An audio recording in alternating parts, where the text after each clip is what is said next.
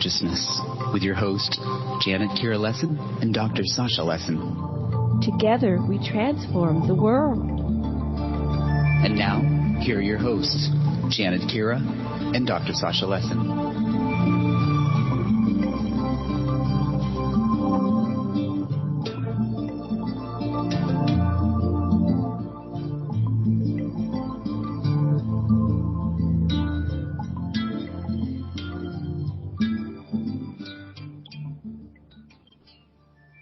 Hello, everybody, and welcome to the Sacred Matrix.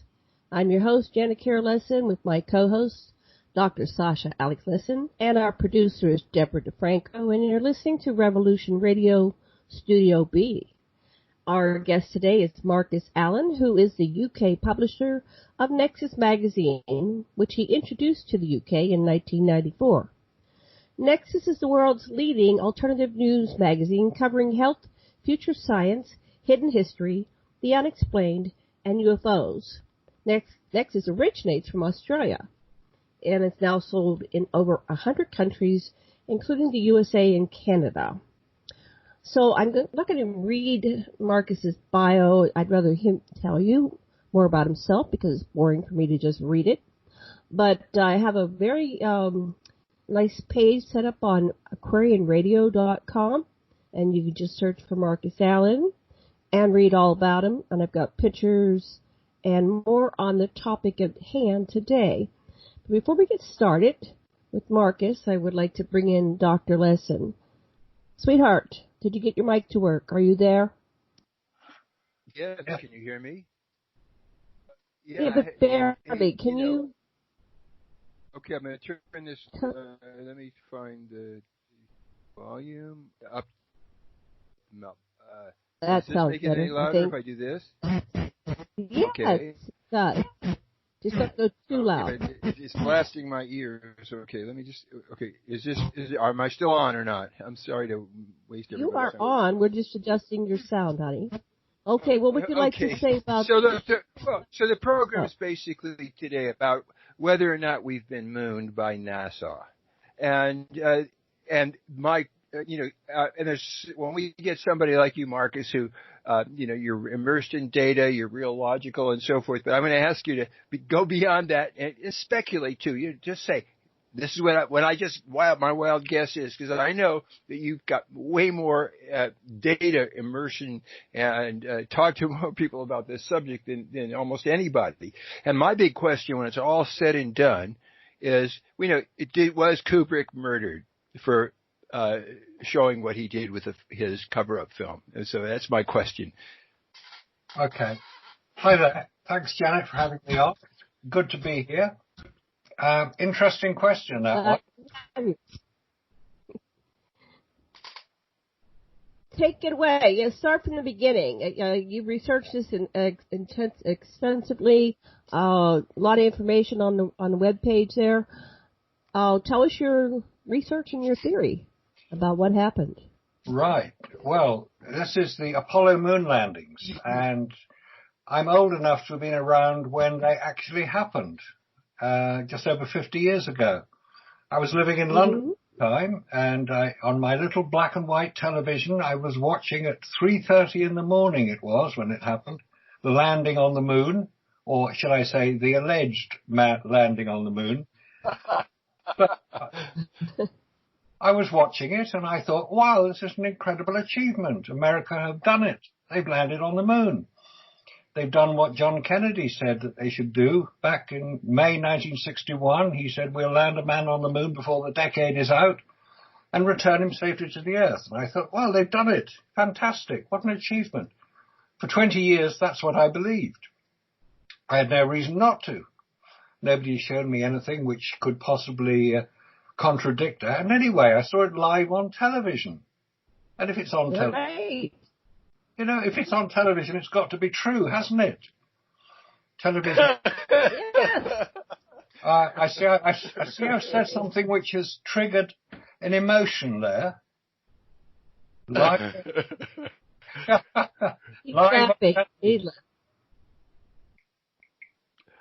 Sorry?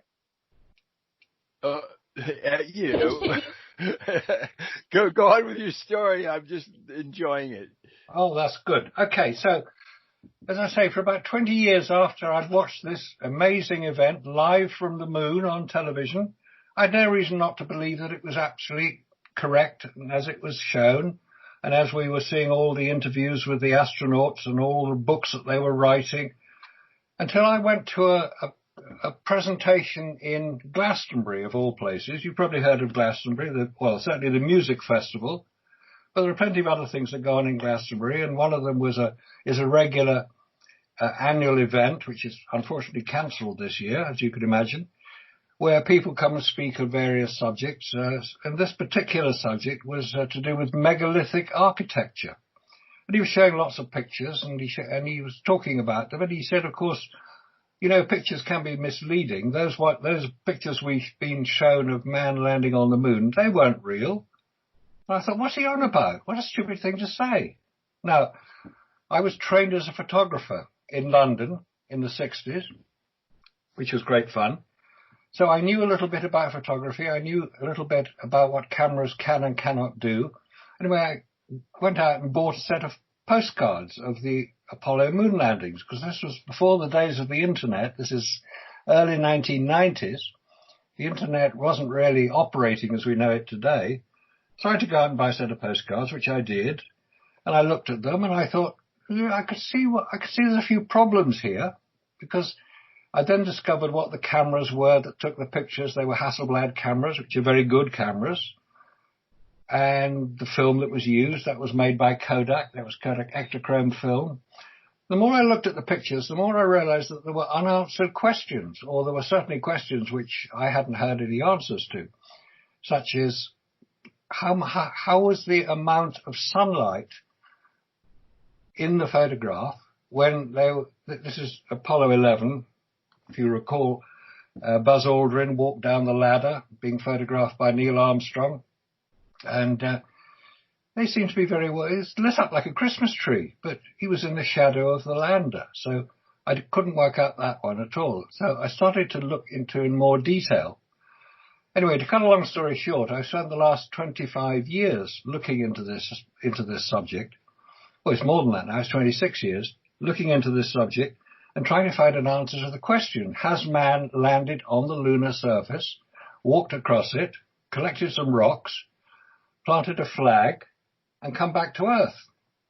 And the answer is no, he hasn't. There's no way he could have done. Now, the reason I say that is because a couple of years ago, I went to another presentation in London. I'm a member of the British Interplanetary Society, which is one of the world's leading space activity promotion organizations, and they organize talks and have very interesting people there. One of the people who was talking there was a man who developed the camera system for one of the very first and effective spy satellites, the Hexagon spy satellite.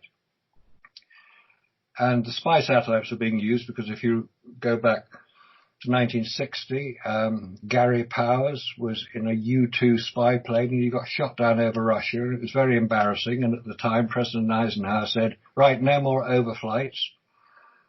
So they had to develop satellites to photograph the Soviet Union as it was then, the Russian Federation as it is today, to see what rockets they were building and what activity was going on, and did Russia have so many bombers, and there was a whole lot of things. Anyway, they needed spy satellites to do it. And the satellite that was developed to photograph it was called Hexagon Spy Satellite, called the KH-9, Keyhole 9. We're up to KH-12 now, so they've developed it much better. But at the time, this is late 1960s, early 1970s, there was no such thing as digital photography, certainly not that could be sent up in a satellite. So they had to use photographic film. And the gentleman making the presentation, he had designed the camera for this spy satellite. He said, well, of course, they had to be pressurized. The film had to be pressurized. I thought, what's he talking about? Film has to be pressurized. And then I discovered that in a vacuum, photographic film is destroyed and the space is a vacuum. Certainly around the low Earth orbit, which is where the Hexagon spy satellite was flying, about 200 miles up, you're flying in the vacuum of space. When you get out as far as the moon, the vacuum is much stronger, much more powerful, if you can call a vacuum as power, because a vacuum is basically the absence of matter, because there is nothing there to provide any matter, so there's no pressure. Because here on Earth we have 14.7 pound per square inch of pressure pressing down on us all the time at sea level, which is where you are, and more or less where I am. If you get to the top of Mount Everest, you've got about 5 pound per square inch of pressure, of air pressure. That's the weight of the air above your head. We don't feel it because we have the same amount of pressure inside us as we do outside us. Now, if you get to the moon, you've got very, very little matter at all. It's a total vacuum, which produces quite serious effects on material that is sent from Earth. Now, there are two effects that a vacuum can have. One is called outgassing, where the volatile elements in any material in the vacuum basically are forced out of the material in which they are normally held. And the other effect of a vacuum is called cold welding, which, as the name implies, two metals touching in a vacuum will eventually weld themselves together because of the volatile elements will intermingle, which is more or less what happens when you weld here on Earth. You melt the metal and it intermingles with the piece of metal you want to weld. In a vacuum, it does it automatically. So when I heard this, I thought, what do you mean you've got to keep the film under pressure in the hexagon spy satellite? He said, yes, it has to be pressurized, about 1 pound per square inch. That's the equivalent of an aircraft flying at 60,000 feet. 1 pound per square inch of pressure. And I actually asked the question, I said, does this apply to Apollo? Of course it does, he said. All photographic film is affected by the vacuum. I thought, that's pretty weird. I'd never heard this before. I wasn't aware that a vacuum could have that effect on photographic film. But we've subsequently, and I work with several people around the world, a couple of very good friends in Canada, have done some experiments with a vacuum chamber and photographic film and discovered that, yes, photographic film in a relatively low level of vacuum is affected quite seriously. And colour film, specifically, the colour balance of the film is affected. Now, talking about photographic film and so on may well sound very 20th century and old-fashioned, but it's what was used on Apollo. It wasn't digital. It hadn't been invented then. There was no such thing as a digital camera. Or if there was one, it was so early in its development, it wasn't being used. So the Apollo missions used photographic film to record all the events. And if you go onto any of the NASA websites, you can see every photograph allegedly taken on the lunar surface. And there are 5,771 of them taken on the lunar surface during the 6 missions which landed on the moon, or allegedly landed on the moon. There were 9 missions altogether. 3 of them didn't land. Excuse me. Apollo 8 orbited the moon. Apollo 10 orbited the moon. Apollo 13, we know, had a bit of a disaster on the way. We can cover that if you like later, because there's an interesting story about that. It's called Space Opera. There were 6 other missions. Sorry, say again? Oh, yes, I'd like to cover that. Go ahead. What? The story of Apollo 13? Either now or later, but remember to do it. Whatever works for you. Okay. Let's just cover how I got involved in all this, because it's an interesting story. Several other people are doing it now. Up to the time that the internet came into existence in the form we know it today, which is probably in the last 20 years, it's certainly developed much more in the last 15 years. Prior to that, if you wanted to investigate anything like this, Apollo is a huge subject, and before anybody says anything, yes, 400,000 people did work on Apollo. And no, 400,000 people didn't need to keep a secret. They weren't involved. So let's get that one out of the way right at the beginning. 400,000 people did work on creating all the equipment required for the Apollo missions. The rockets, the rovers, the landers, the spacesuits, the control centers, the launch site in Houston, the control center, the launch site in Florida, the control center at Houston. Yeah, 400,000 people did work on it, but don't forget, some of them were drivers and secretaries and cafeteria staff. They weren't all rocket scientists. There were a few rocket scientists amongst them, obviously. You had to have a rocket scientist to develop the rockets. They were doing the very best job they could. They knew what was required of them. There was a lot of urgency behind it because following the fire of Apollo 1 in January 1967, where 3 astronauts, Gus Grissom, Ed White, and Roger Chaffee, were killed because they were in a pressurized oxygen environment. And if you put a light... Say again? We were having a dropout in our communications. Imagine that. Okay, continue. It just had a glitch. You're back with us. Go ahead. Continue. Okay, back with you. So Apollo 1 had a bit of a disaster. So it was this was 1967. So there were only 3 years to go before they could fulfill, by then, the dead president's challenge, John Kennedy, who was murdered in Texas in November 1963. So there was a lot of pressure on people to actually achieve this. So what they were doing was working as hard as they could. The 400,000 people working for Apollo or employed to work on the Apollo missions were doing the best job they could. They had no knowledge of any fraud, fakery, or nonsense going on.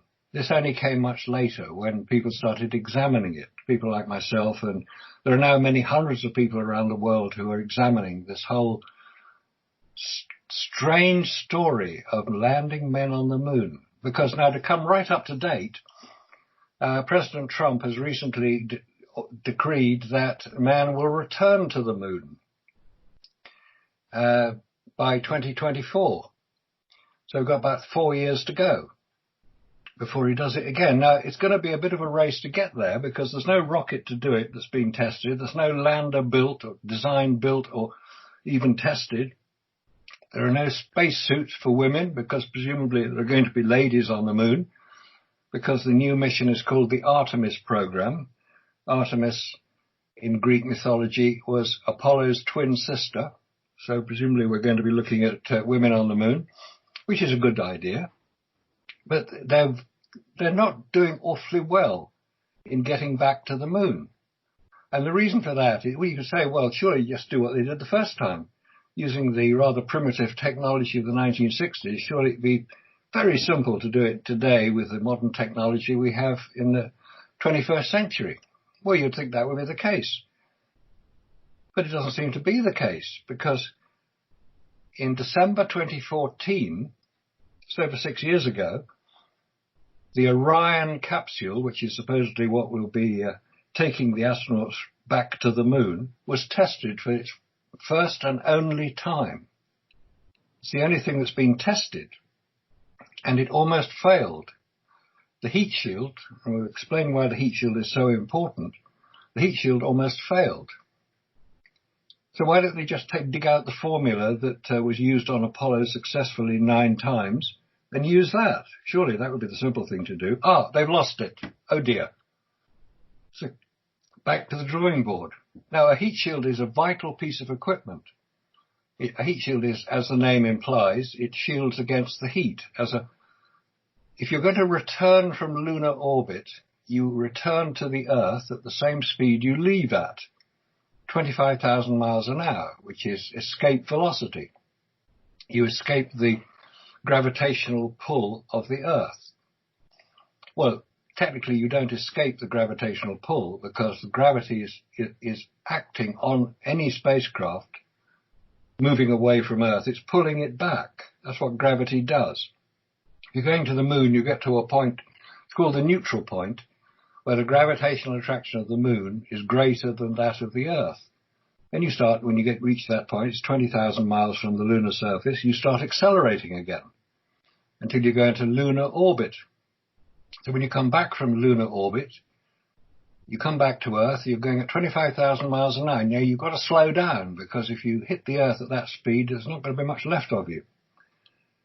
And the way you slow down, because spacecraft don't have brakes, the way you slow down is to enter the Earth's atmosphere at a very, very shallow angle, 6.5 degrees to the surface of the Earth, 6.5 degrees, and the frictional resistance of the atmosphere will gradually slow you down. It takes about 1,000 miles to do it.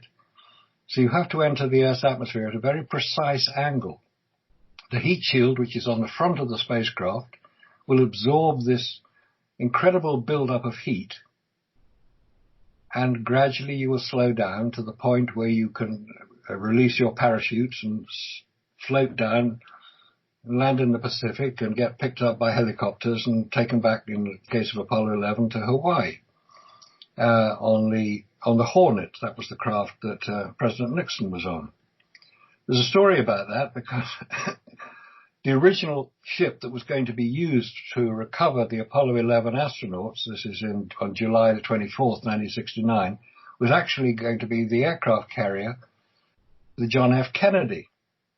Oh dear, President Nixon didn't like John Kennedy, so he said, no, I'm not going to be in a ship called John Kennedy. I'm going to have another ship. So that's why it was the Hornet. So he comes back, and everybody get extremely excited. Man's landed on the moon. Look, we got the pictures. We've seen it on television, and they're going to go off on a world tour after they've done their quarantine, and they're going to demonstrate to the world how successful American technology is, which was the purpose of it. Now, if they didn't land on the moon, because they couldn't, there was no technology available at the time to enable human. I'm not talking about unmanned satellites. Those have been going to the moon for years before. The first people to do it were actually the Soviet Union in 1959. If you're going to send humans to the moon, you have to protect them. Humans are very delicate little creatures. We have to take our atmospheric pressure with us, or we'll not survive. We get what's called the bends, which is what divers get if they come up too fast from highly pressurized dives.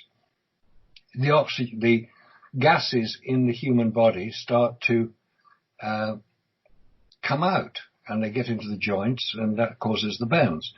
So humans have to have pressure. So we have a spacesuit. So could these spacesuits protect the astronauts? Now, in space, there's not just the lack of pressure. There are two other things which have to be protected against. One is the temperature in space. So what is the temperature of space? Well, technically, there is no temperature in space until you have an object in space, like the Earth or the Moon or a spacecraft, to have a temperature. There has to be material there to have it. The heat is generated by the radiant energy of the sun, which is quite severe. So what is the temperature for spacecraft in space? Well, it can be worked out quite easily. It's called the black body radiation formula. It involves something called the Stefan-Boltzmann constant. It's a bit technical, but if you do the calculation for a spacecraft standing on the lunar surface, what is the internal temperature of that spacecraft? And the answer is 250 degrees Fahrenheit, higher than the boiling point of water. So how did humans survive? Because you can't have an air conditioning in space. There's nowhere to dump the heat. A vacuum is the best insulator of them all. The only way you can remove heat from anything is that it radiates away.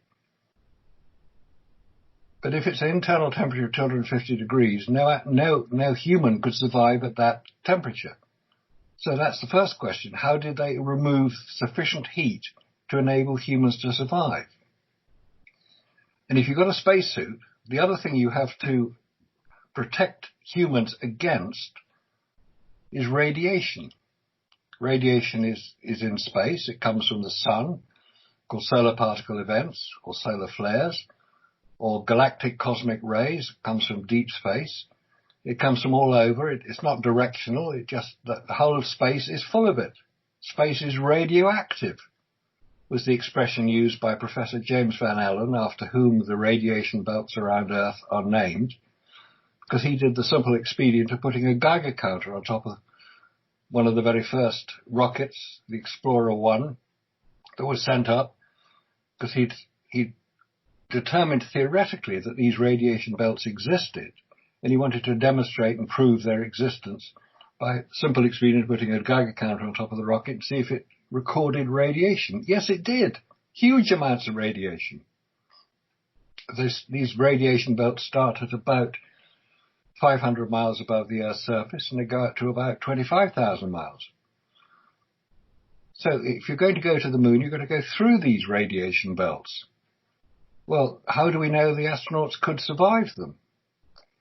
Well, they obviously did, because they landed on the moon and they've got photographs to prove it, which is one of those strange circular arguments which most people seem to adopt when questioned about Apollo. Because humans, yes, can survive a degree of radiation, and we're told it was no more than a couple of chest x-rays, which is nonsense, because it's a great deal more than that. Now, photographic film is also affected by radiation. You may recall many years ago when airport security used rather primitive x-ray machines to see what was inside your luggage. If you were carrying photographic film, and we're not talking digital here, don't forget this is photographic film, you're always advised to have it searched by the attendant by the machine. Don't put it through the machine; it'll get damaged. And that's what photographic film is. It records the visible spectrum of light, which is basically a form of radiation. So you've got radiation, you've got temperature, and you've got the vacuum of space. All of these things humans have to be protected against. Now I thought, well, if they're protected by their spacesuits from the radiation of space, that's logical. So I contacted the manufacturers of the spacesuit, a company called Hamilton Standard in Connecticut, and said, could these same spacesuits that obviously protected the astronauts from the radiation of space be used by technicians to go into Chernobyl or 3 Mile Island or now Fukushima and clean up the mess, because radiation is radiation. Now, at some point, somebody was saying, no, it's not the same radiation at all. Yes, it is. Radiation is produced by various sources. Nuclear reactors is one of them. But if the spacesuits were so good at protecting the astronauts from radiation in space, surely they could be used to go into a nuclear reactor and clean up the mess. And they said, we built the spacesuits according to the specification provided to us by NASA. You better address your question to them. So I did. I'm still waiting for the answer. So if anybody has the answer, if any of your audience has the answer, could these spacesuits be used by technicians to go in and clean up the mess in a nuclear reactor? I'd like to know the answer. Because at the moment it appears that the spacesuits had no radiation protection in them. So how were the astronauts protected from the radiation? We've already established they weren't protected from the vacuum of space. And the heat. Say again? Honey, we can't hear you. The answer is... Honey, come in here. We can't hear you on that. Try again. Yeah, there's something wrong with his mic. I'll have to fix it over the break. I'm sorry. Continue. Maybe he'll come in here. We can share mic. Okay. So we've got all these problems which have yet to be adequately answered by NASA. And I say I've been looking into this whole area for the best part of 25 years, just over 25 years, and very few answers come out. Now, there are people who will hear me and think, well, what's he talking about? And they landed on the moon. We saw it on television. If you're old enough to remember, or you've seen the film of it. Yeah, and I've seen an 80-foot gorilla climb the Empire State Building in King Kong. I've seen dinosaurs chasing kids around kitchens in Jurassic Park. Is that real? No, of course it's not. It's Hollywood at its finest. You can do amazing things on film. You can show men landing on the moon. It's not difficult to do it, but if we're told that it is real, then we have to be able to prove it's real. And I'm unable so far to find the evidence to prove that it actually happened. Oh, there are all these photographs. Well, we've covered some of the problems with photographs. Photographic film doesn't survive in a vacuum. Well, you've heard the astronauts, they wouldn't lie, would they? No, they wouldn't necessarily lie, but they are basically all military personnel, and they all obey the order of their commander-in-chief, in this case, the president. If he says jump, they only have one question. What was the purpose of this, faking this whole thing? Why were they trying to fool the world? Was it just to honor Kennedy? Or what was have you discovered why they did that? It seems like a lot of, I mean, it wasn't just one fakery, it was the whole series. How many, you had outlined that earlier, how many, I watched them all. I was a young girl. I was 15 years old in 1969, so I saw that. Believed it, like everybody else. But I can't understand why they would bother to do all that. What was that for? Okay. Do you have any ideas? Yep, certainly. It's a good question. It's actually an obvious question because it doesn't seem to make much sense. But you have to put the Apollo into the context of its time. This is the mid to late 1960s. Now, what else was going on in world politics around the world? The Vietnam War. Yeah, the Vietnam War was starting to get very unpleasant. The My Lai massacre in 1968 was the first real problem, and it got progressively worse after that.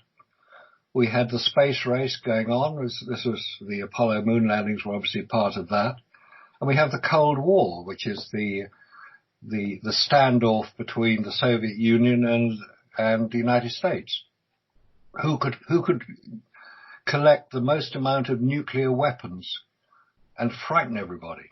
So we have all this going on. And in America, the politics at the time, this was 1968, the Kent State University riots where four students were actually killed by the National Guard trying to put the demonstrations against the Vietnam War down.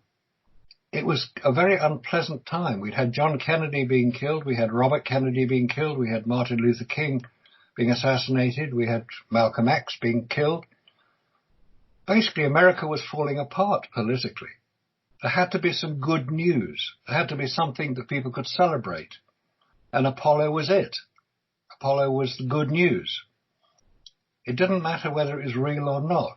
If people believed it was real, that was all that mattered.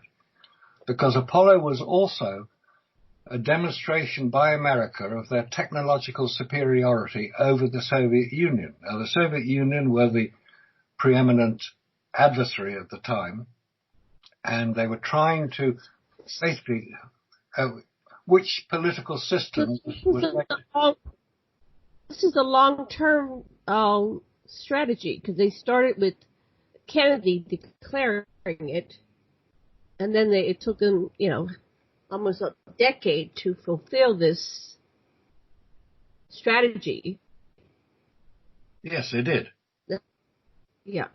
Now, the way out of this for NASA is to have truth and reconciliation. You can't just keep covering up lies with more lies because they all are contradicting themselves, and it's so nonsensical. They look stupid. The only way out is the truth. That's what I think.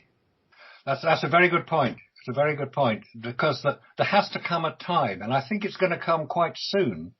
As I mentioned, the return to the moon is already being planned by NASA, but I've said already that there are major problems with that. They haven't got a rocket to do it, they haven't got a lander to do it, and they certainly haven't got astronauts trained to do it. So they've got a lot of work to do. Back in the 1960s, when Kennedy made his speech, that was in May 1961, we'll land a man on the moon, etc. That speech was made in direct response to the flight of Yuri Gagarin 6 weeks earlier. Yuri Gagarin, you may recall, was the first man to orbit the Earth in April 1961. The month before that had been the Bay of Pigs fiasco because of Castro's takeover of Cuba. There were certain elements within the American military that wanted to invade Cuba and remove Castro because he had upset a lot of people. The Bay of Pigs was supposed to be the operation to do that, and it was a complete failure. Some people blamed John Kennedy for refusing to provide air support for the invading force. But whether he did or not is basically irrelevant because Kennedy was making some very heavy-duty demands of his security services. And there's a very good speech which Kennedy makes, I think it was 1962. It's called the Secret Societies speech. It was actually an address to American newspaper editors in New York, where he basically said, he was saying at the time what Trump is saying now. He was using different terminology, but he was saying that there are nameless and faceless people trying to take over the world. This was 1962. Kennedy knew what was going on. That's why he had to be taken out. And he was. He was killed in public. So did Eisenhower. Eisenhower had a similar speech. The military-industrial complex. Be aware of the military-industrial complex. Yes, when he left. That was President Eisenhower's farewell speech in 1961. Yes. Mm-hmm. So there are people who are aware that there were problems even back then. And you could probably refer to it as the deep state today. That's the same type of organization. They're usually faceless and nameless, but they have great power. Kennedy was trying to remove that power. And it was his battle with the CIA and the information agency. He was trying to get around the paperclip Nazis who were running the State Department under John Foster Dulles. Yeah, exactly. That's what he was trying to do.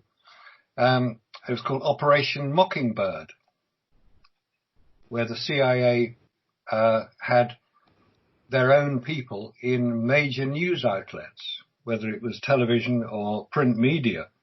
The CIA planted or encouraged journalists, hundreds of them, throughout American media, basically to report what they wanted to have reported and to remove from the media things which were not in line with the foreign policy objectives that the State Department wanted to have implemented. So, yes, the Operation Paperclip, the introduction of Nazi scientists into America after World War II for their expertise. Werner von Braun is probably the most famous of them, but there were 1,600 of those scientists brought in, not just to build rockets, which they did. They're also using human experimentation, because the Nazis were quite good at that, nerve gas, all the rather objectionable sides of warfare. There were 1,600 of these paperclip scientists brought in, and some of them had some very unpleasant things they were doing. There was also the operation, it's called Unit 731 from Japan, the use of nerve gas and human experimentation. There were some very unpleasant things going on around this time.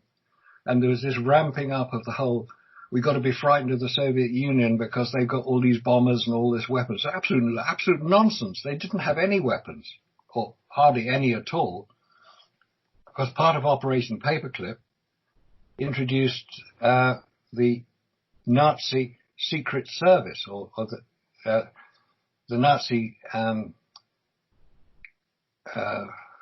do you call them, scientists who were involved with all these activities. And they actually said to America, they said, look, we don't have that many rockets. We didn't build that many. And we were aware of what the Soviet Union were doing, and they weren't building that many either. They were building bombers, yes, but they weren't building rockets.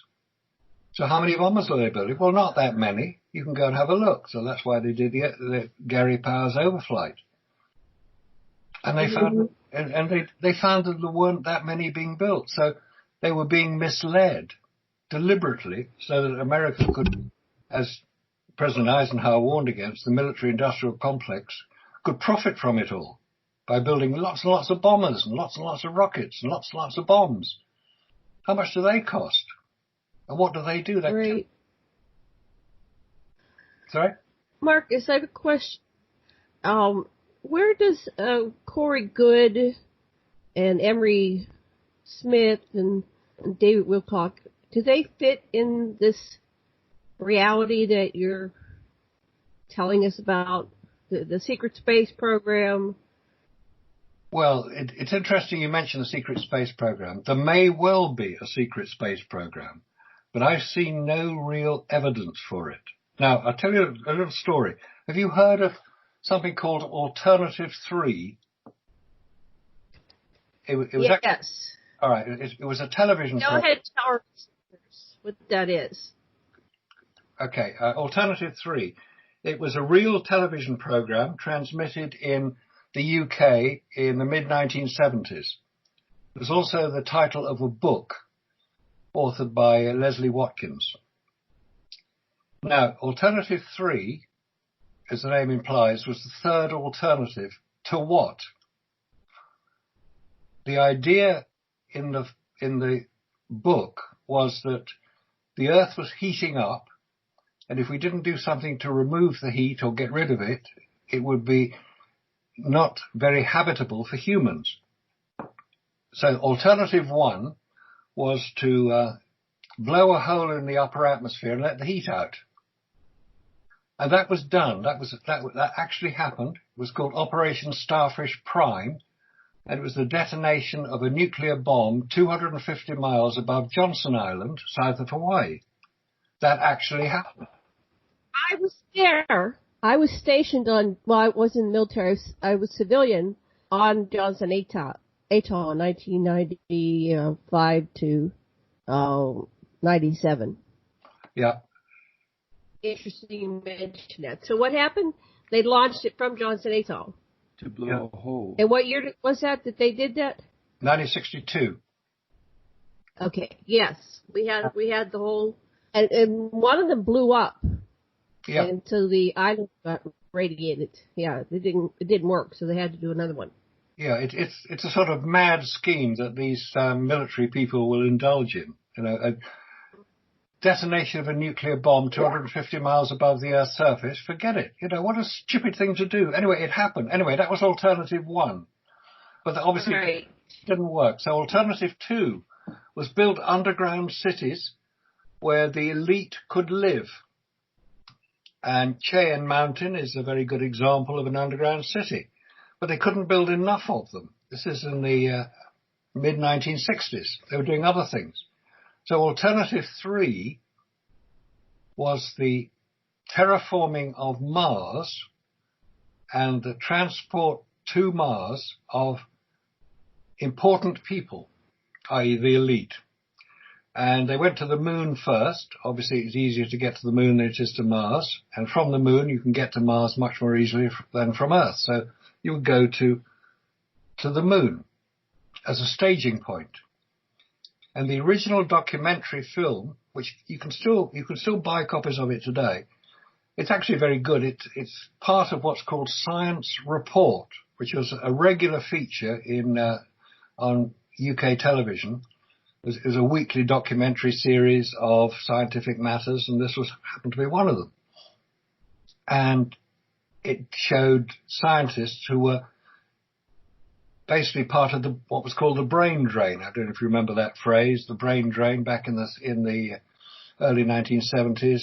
Scientists from Britain who were going to America because the work was obviously more interesting and better in America than it was in Britain at the time. But these scientists were disappearing. Nobody could find them. It was a good premise for a program. And eventually they found out what... Say again? Well, according, we've interviewed this guy, John Tyler II said the brain drain, they were sending them to the colonies that they were creating, and he said they have a couple outside of the solar system, and the TR-6 that was over Phoenix is their main transportation craft that gets us. It's interstellar, so it goes beyond our solar system, and it doesn't take long to get there. Sure. No, it doesn't. There are, you see, as I said earlier, I'm not 100% sure that there are pieces of evidence which have come up. Some of the information that Gary McKinnon produced about the off-planet officers. I forget the exact term he used. But there does appear to be information about it, but I haven't seen enough of it to be able to be persuaded that it's for real. Now that may be, right. I haven't looked at it. I'm not saying it doesn't happen. I'm just saying I haven't seen the evidence to demonstrate to me that it is real. Because that's what I try to look for, evidence and hard factual information. Hard to know what's real and what's being put out there to throw us off the trail. Yeah.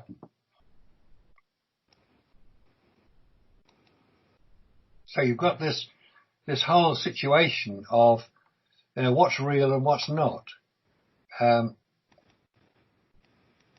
One could say that the moon itself is part of this. Now, is the moon what we're told it is, a large lump of rock orbiting the Earth, or is it an artificial construct? And is that where ET lives? Because the moon keeps one face towards Earth at all times. And the far side of the moon, it's not the dark side, by the way, that's the name of the record by Pink Floyd. The far side. Great. Yeah, great record, great band. I saw them live in London years ago. Great. It's the far side of the moon, and that gets as much sunlight as the bit we can see, because it rotates around Earth. Now, if the moon is an artificial construct deliberately placed in its present orbit in order that the Earth's rotation can be stabilized to provide the environment for life to exist, if life exists on Earth because of the moon, and there's a fair amount of evidence to demonstrate that that could well be the case, because what happens if you take the moon away? Most people would say we get no tides, which is true, you wouldn't. But would be a lot of other things would happen as well, such as the Earth may well start to spin in a different direction, or not a different direction. It may, the tilt of the Earth may change, so that there could be quite catastrophic events if the moon wasn't there.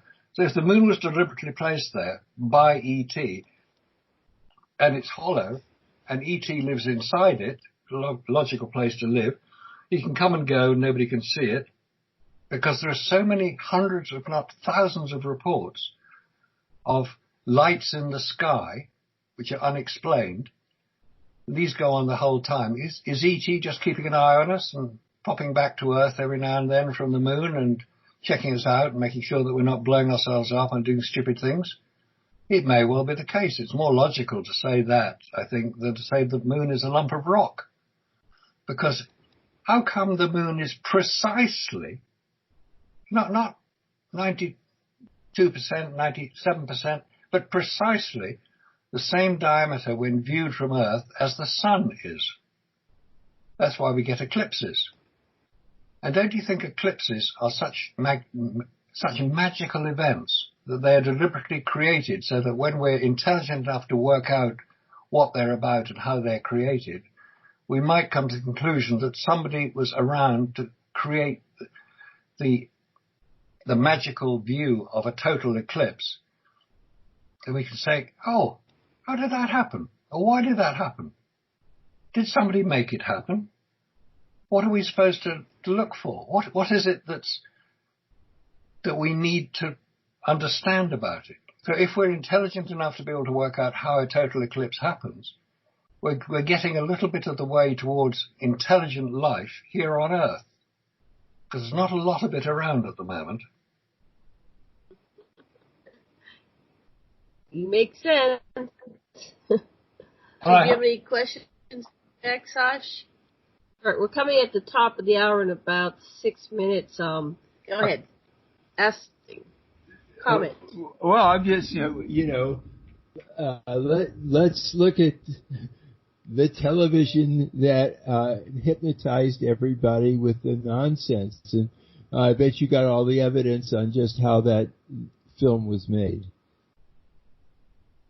So these were a series of propaganda films. Were they all, you were laughing, or we were all laughing, Stanley Kubrick, like the rumors? Or was there something else going on there? What was going on with how they got made?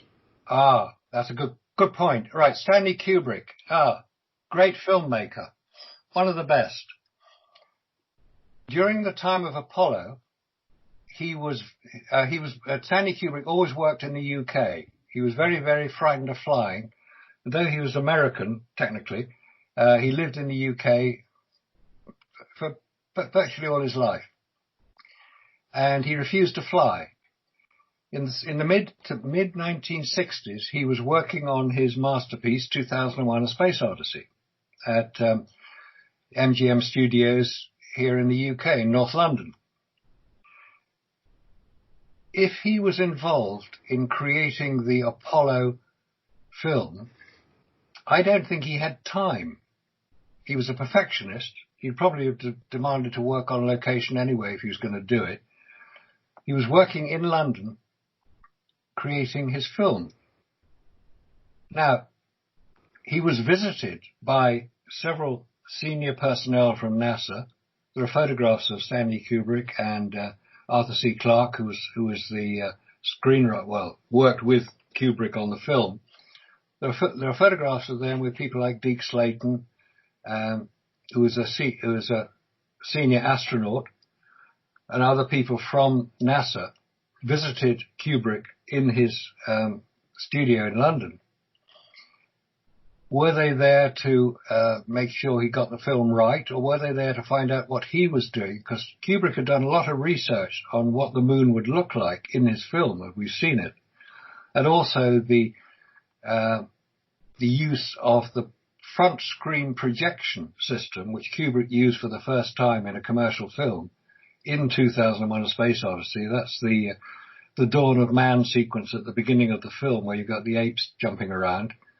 Apparently in Africa, and the front screen projection is, as the name implies, it's projecting an image from the front rather than back projection, where you project it from behind. If you project it from the front, you can actually have actors performing in front of the screen, appearing as if the background is behind them, which is projected through a half-silvered mirror at an angle that can be recorded by the camera. Now, if he was using this, and basically a front screen projection is a large cinema screen onto which film or photographs are projected. Could they have just been working out how Kubrick was doing this?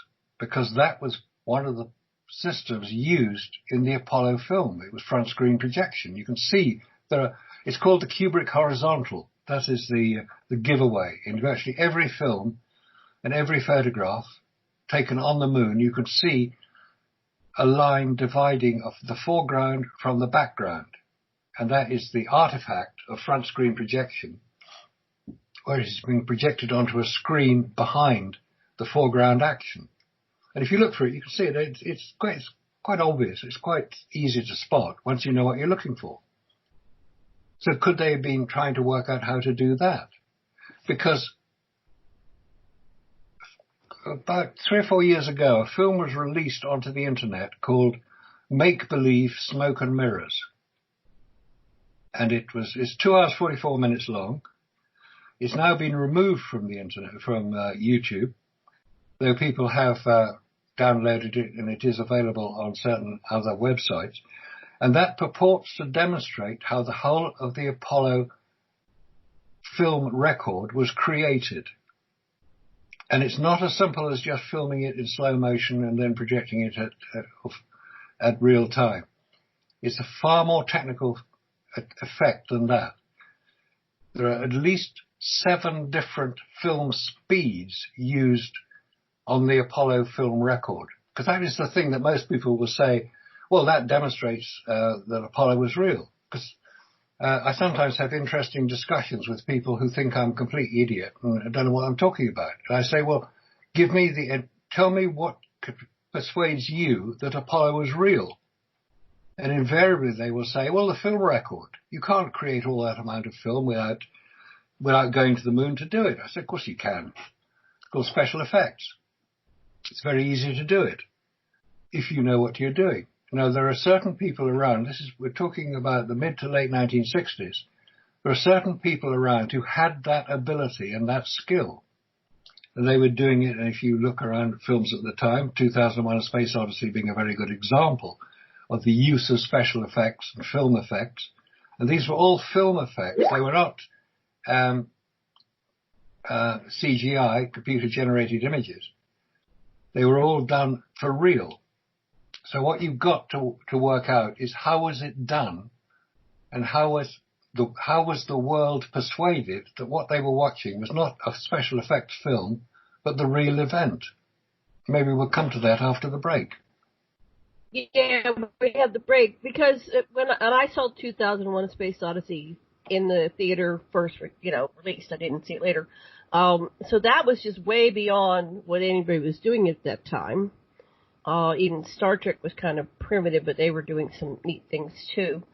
So we will cover all this when we come back, and we do want to talk about Nexus Magazine, and There's a lot of questions all three of us have. Okay, I look forward. We're waiting for Yes, we're waiting for the music to come, and so, Deborah, are you still with us? Oh, there's the music. Okay, we will be back.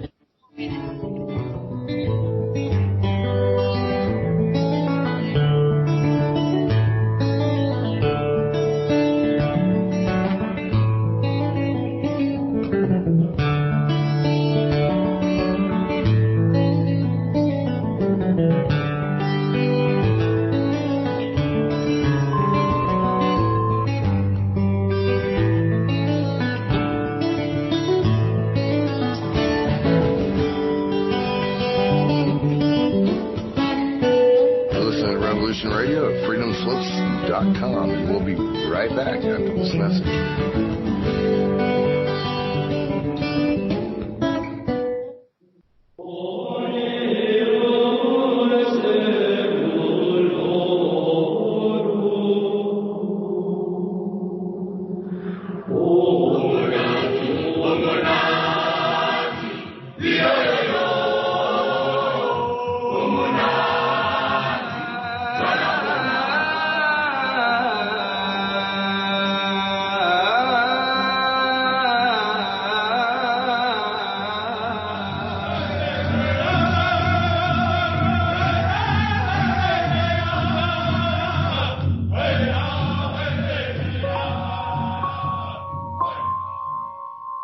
Join Revolution Radio every Wednesday, 8 p.m. Eastern Time on Studio B for Momentary Zen with host Zen Garcia at freedomslips.com, the People Station.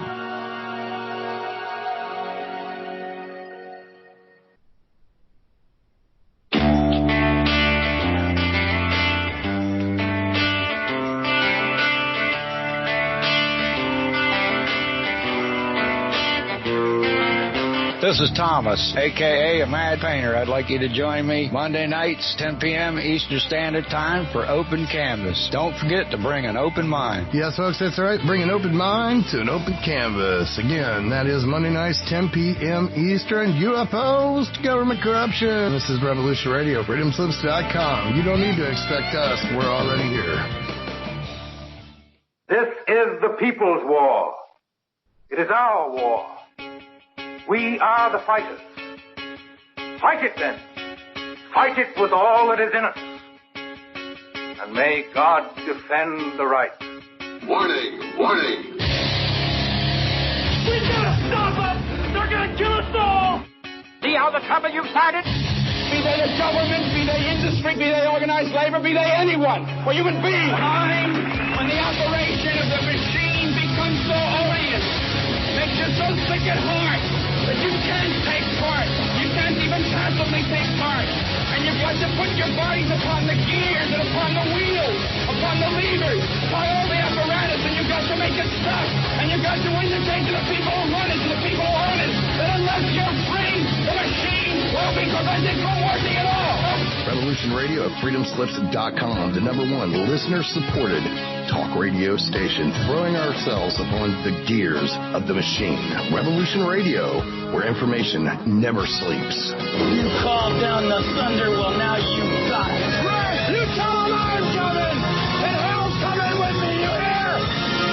Hell's coming with me! Revolution Radio.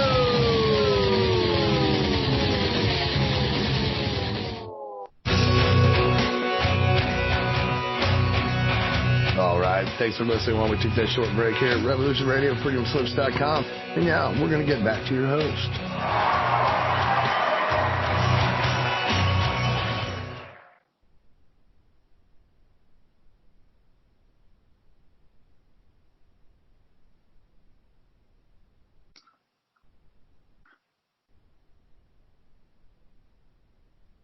Welcome back, everybody, to Sacred Matrix. Not sure what happened to Janet and Sasha.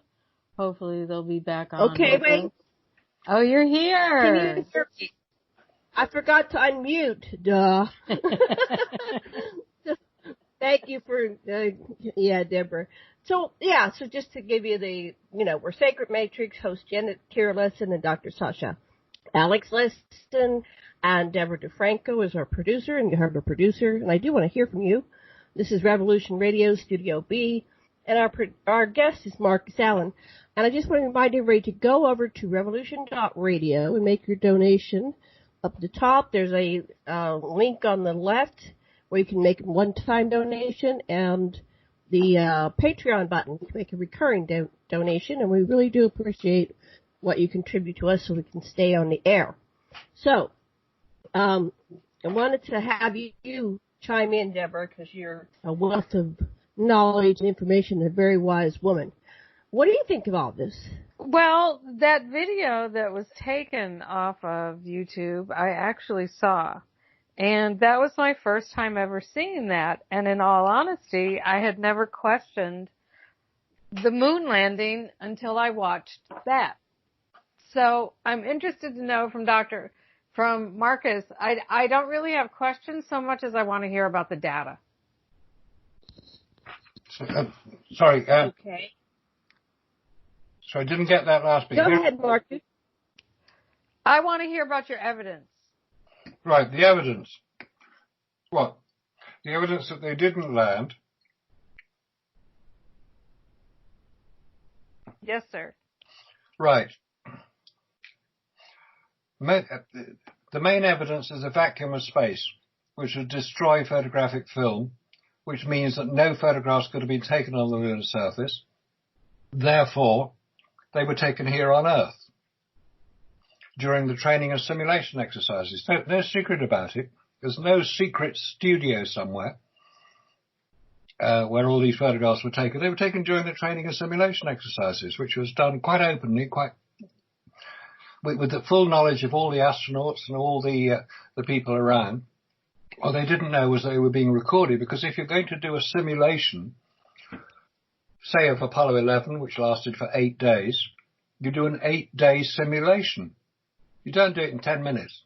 You do it in 8 days. And you record it all. And you photograph it. And you record it and you film it. And you then debrief everybody. You say, well, you don't put your foot there, put it there. Don't do this because you'll fall off. That's what a debrief is about. So you've got to have film to do it. You've got to have photographs to do it. So these were all taken quite openly. There's no big secret about any of this. And if anybody lives near Flagstaff in Arizona, you can actually go and see the full-scale mock-up of the Sea of Tranquility, which was created by the U.S. Geological Survey at Flagstaff in Arizona at Cinder Lake. It's still there today. It's been a bit wrecked by people doing off-road driving, but it's still there and you can see it. And there's a film of it being created using the simple expedient of a few sticks of dynamite to create the craters. So those still exist. Some of the mountains in Hawaii actually look very, very similar to the background on the Apollo 17 photographs.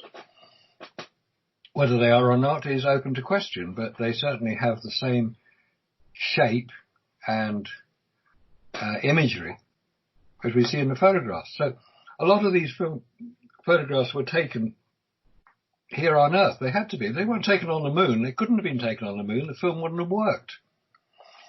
The radiation would have damaged. Let me ask you a question on that. Because we've interviewed Ken Johnston, and he said he was working with the films. He's actually, coincidentally, tomorrow is the 20th, which is the anniversary of the moon landing from 1969. So, what is it, 51 years, right? Tomorrow was the anniversary. Did we plan this? Yeah. And then, but Ken Johnston, coincidentally, is going to be on Tuesday on our show. And we're going to be asking him questions. But he has worked on the films, and he said they had to paint out why were they painting out the stars? Anyway, they had all these people working on these films to adjust them. So he's got a whole story. I don't know if you've ever listened to his thing. And I have, the jury's still out for me. I haven't made a solid decision, and I'm not going to, because this is such an elaborate story and hoax. We're talking about 10, 11, 12 years, right? That this was going on. And sure. And this is on top of what's really been going on, with the secret space program and the aliens and all kinds of stuff. So we're still like right in the middle of this mystery novel. And then I've met a couple of the people that were involved in it. Of course, Edgar Mitchell established FREE, which was the organization to try to bring this the abduction mystery to the surface, and then he's now deceased. So all these people were being interviewed all these years after the Apollo missions. And so how did they, this is pretty elaborate. In your story, how do you think that they maintained secrecy and nobody came forth and gave interviews about it was a hoax? Well, what was going on there? Have you followed up that thread with the people that were involved? How did they get wrapped up in that and maintain the story? Many of them are there's some of them still alive. What's your thoughts on that? Right. In my opinion, there were probably at the most about 40 people who might have known that this was being faked, that it was a fraud. The astronauts would almost certainly have known about it. They had to have been. But as I said at the beginning, these are all military men. Edgar Mitchell was military, and they would be bound by their oaths of secrecy. Now, astronauts are highly qualified, highly skilled, highly trained individuals. They would not break ranks. If all of them knew that this was going on, that it was being faked for political reasons in order to demonstrate American superiority over the Soviet Union, they would go along with it. It's a matter of national security.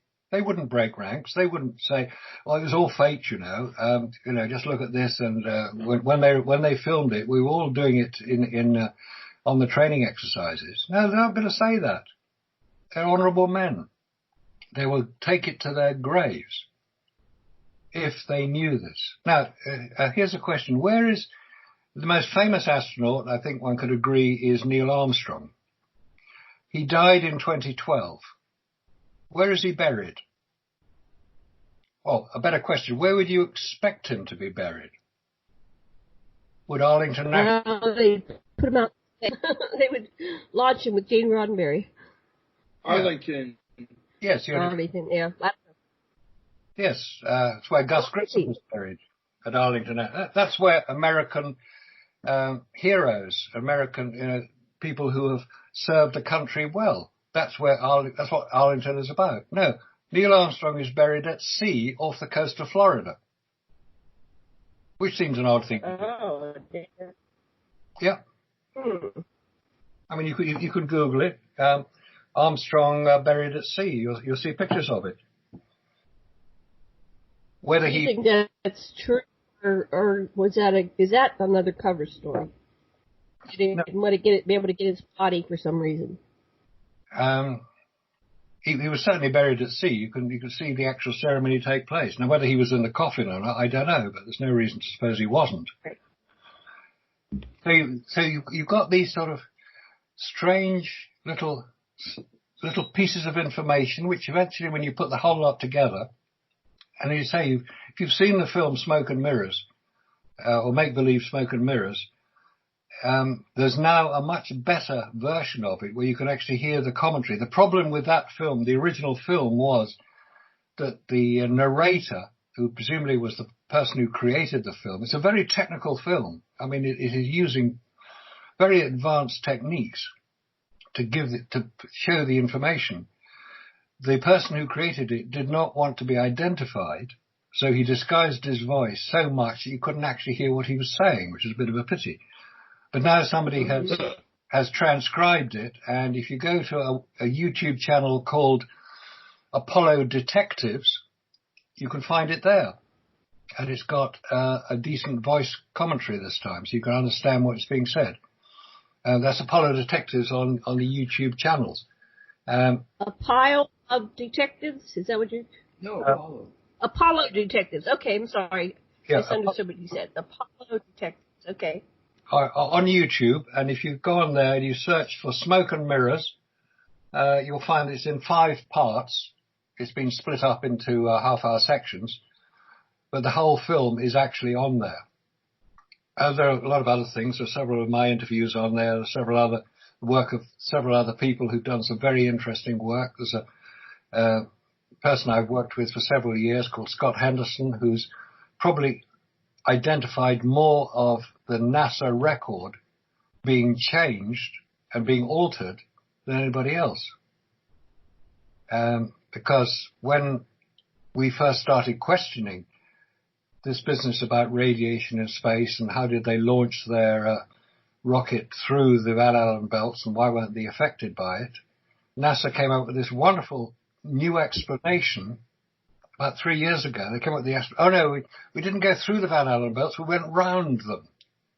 Well, that's absolute rubbish. You can't go round the Van Allen belts when launching from Florida, which is where all Apollo missions were launched from. You go out over the Atlantic, more or less around the equator. In order to avoid the Van Allen belts, you'd have to launch out through the poles, through the North Pole or the South Pole. In order to do that, you have to set off on a completely different route than you would if you're going towards Africa. So it's complete nonsense. So they've been caught out on that one. They also take down a lot of information when we start questioning it. So obviously NASA are listening in now. So hi guys at NASA. If you want to ask any questions. Sorry? Yeah, well, it's like the hole in the dike that the little Dutch boy Hans puts his thumb in. Your hole's getting bigger and bigger and bigger, and what's going to happen, what's rushing through, is an end to the benign public narrative of what's really going on, about how the resources of our nations are being stolen and used for purposes over which we have no supervision or say. And I think that you've made a crack in this dike, and I think it's getting bigger and bigger and bigger.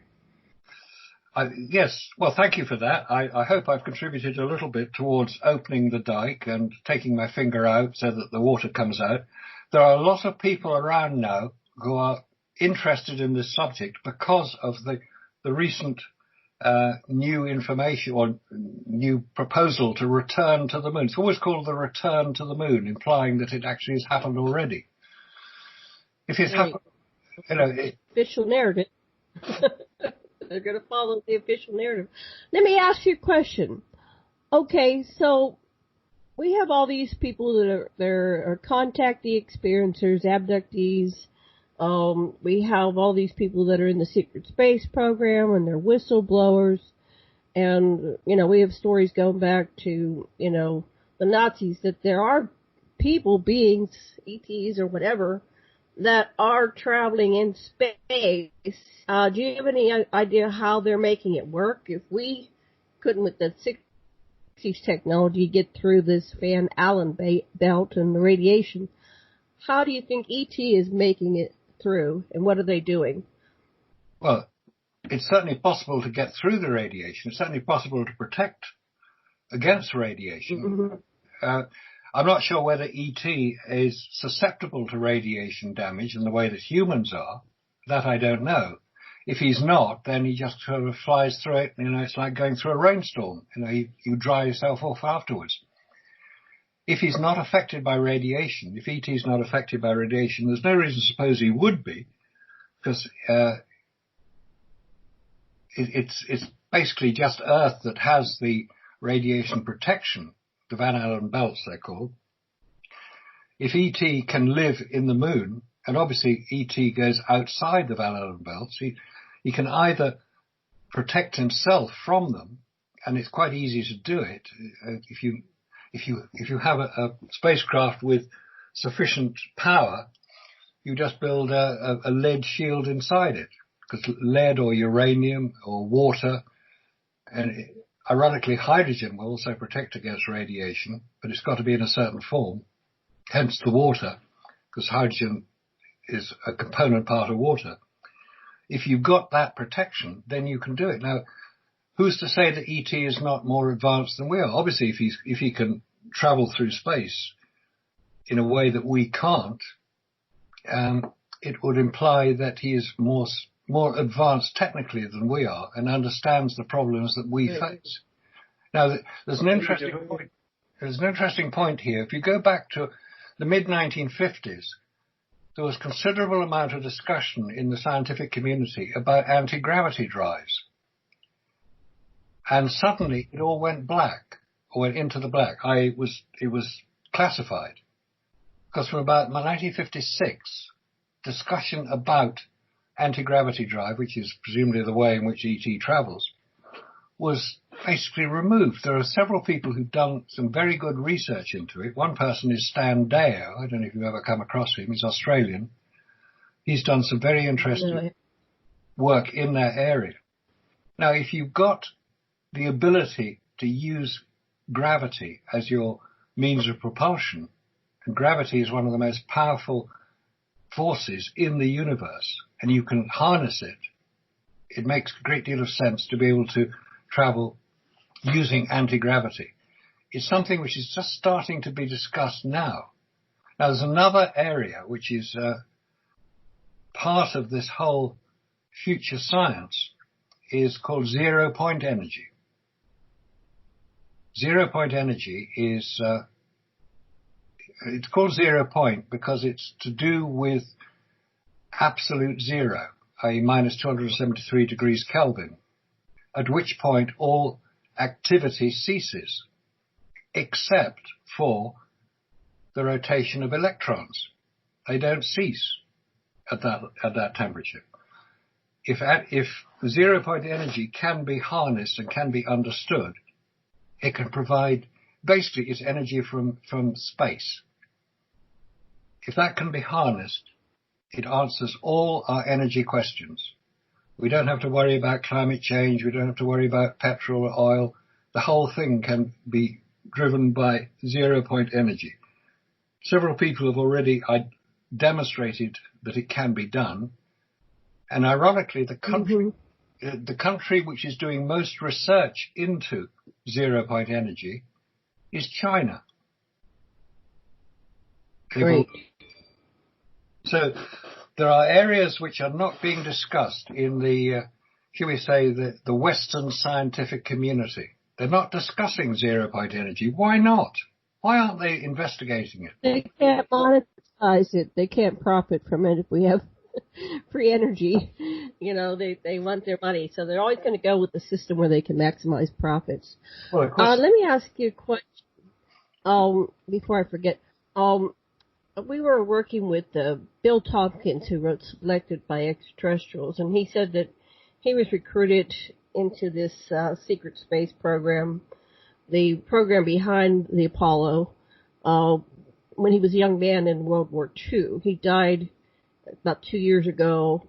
We met him at a MUFON conference 2 weeks before he passed, and he was coming out with all this information. I highly recommend it. It's called Selected by Extraterrestrials. He said that what he had actually designed was the whole settlement project. So they were designing craft, the size of an aircraft carrier that could hold a couple thousand people, and that this was just like the NASA program was a cover program for what they actually had designed and they had put in operation, and they were planning to do more. And he said in his story that when they landed on the moon, the first Apollo mission, that they were surrounded by the craft of the people that were already there. And that's why they backed off of it, because they got there, but it was like, it's already been colonized. No thank you for the flag. We'll let you keep it there as a memorial. But so that was his story. It was absolutely fascinating. And it kind of makes sense. I mean, all these things make sense when you look at the different perspectives. Of course, his technology was way in advance of what's been put out in public, because that's what they do. They put this other stuff out there so people can look at it, but they really have much advance. He was working with the Brill Girls. So this was a joint, this was like an Operation Paperclip type program. So we were working very closely with the Germans and the Brill Girls, who were probably not human. Well, they definitely weren't human, because he claimed that he would be in these meetings and they would be conveying their information to him that he needed to say in front of these meetings, in these groups, telepathically. So he knew they weren't human. And anyway, so there's a whole backstory. I didn't know if you ever have a chance to investigate that and see how that would fit in or not fit in with what you're getting. Well, I've certainly heard the stories. I've not read Bill Thompson's book. I'd like to. It sounds a very interesting book. But I've heard many of the stories of astronauts reporting what they consider to be a potential ET following them to the moon, and the story of on Apollo 11 when they landed, Armstrong apparently saying, "Oh, they're huge. They're surrounding us. They're in the crater watching us." I've heard all these. Now, there are two aspects to this. One is that they're true. One is that actually that did happen, which implies that they got to the moon to see them. The other side of it is that these stories are circulated. There's very little evidence behind them, but it implies that they did get to the moon, otherwise they couldn't have seen ET. Therefore, Apollo was real. That's the other side of it. Now, whether that is that's the intention behind it, to sort of muddy the water, so that people like me who say no human has landed on the moon, let alone walked on the surface and returned to Earth, it implies that what I'm saying is untrue.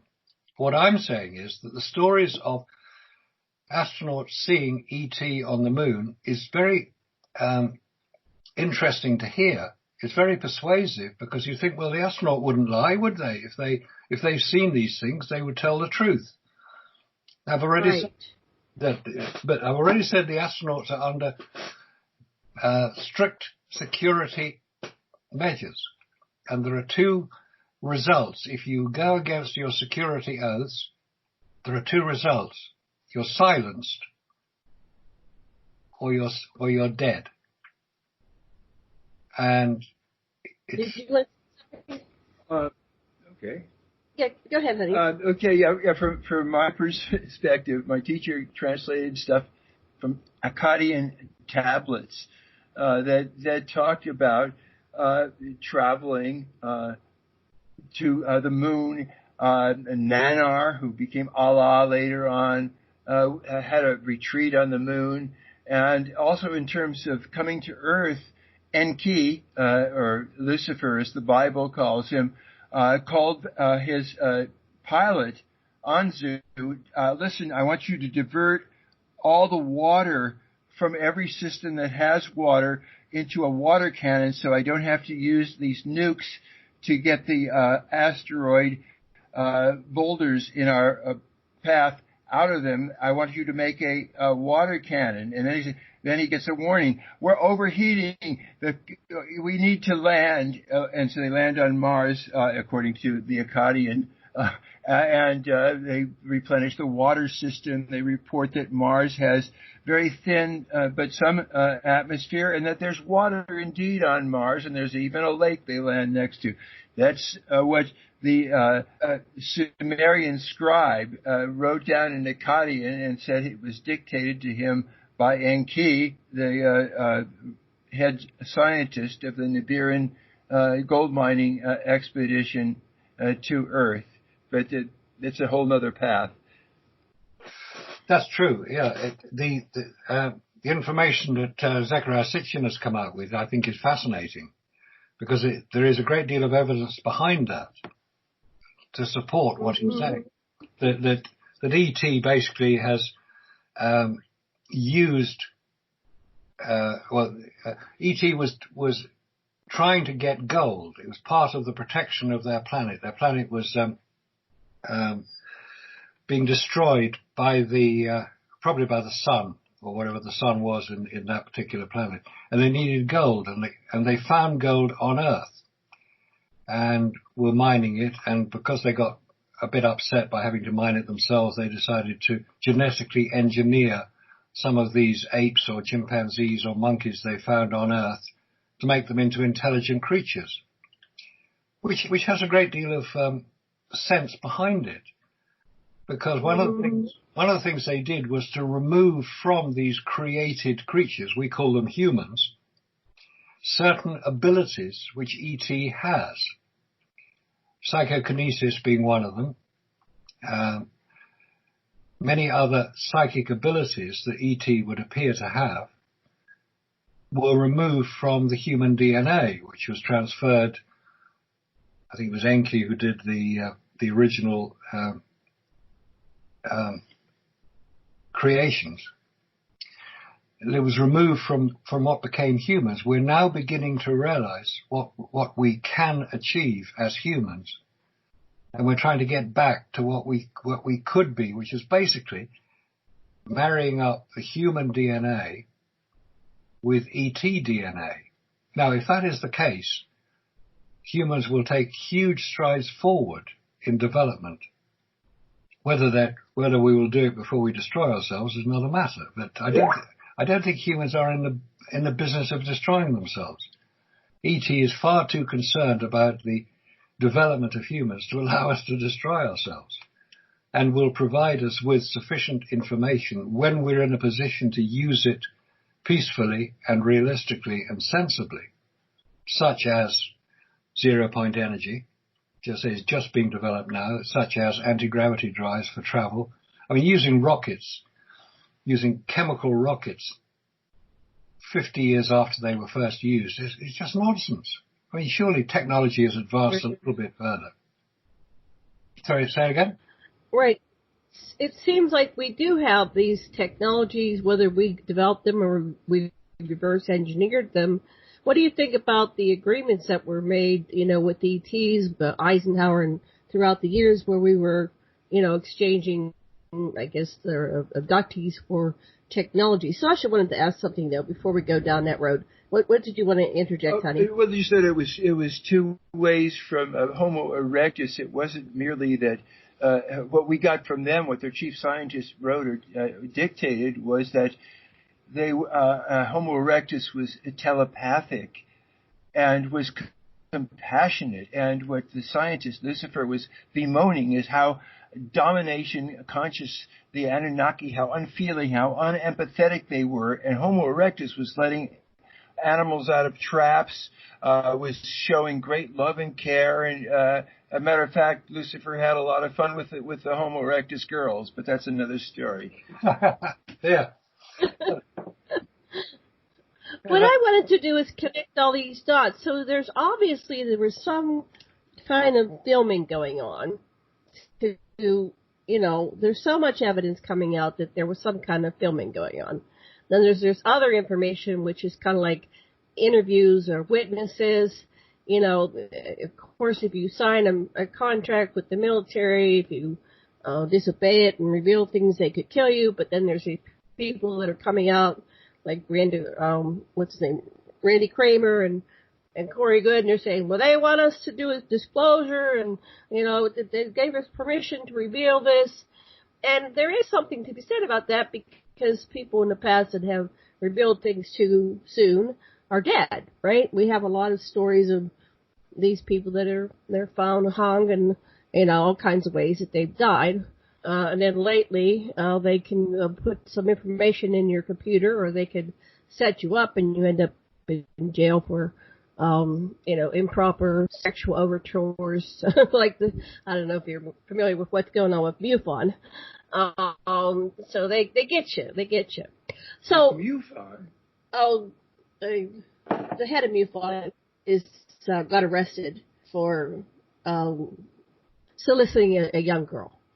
Underage. Anyway, that's to the side. So, but he's like the third or fourth UFO person that they've arrested for that type of thing. Either it's happening or they're setting them up, or a combination. I don't know. So we're just looking at everything, all this information, and let's just say all the above. There's truth in everything, and then we got to pull it all together. Like maybe they were covering up another program. We have those movies that came through about, what was it, Apollo 20 or something, where they have that ship on the far side of the moon.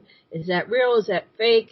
We have a lot of people that dedicated their lives for all of these little subcategories of the UFO field.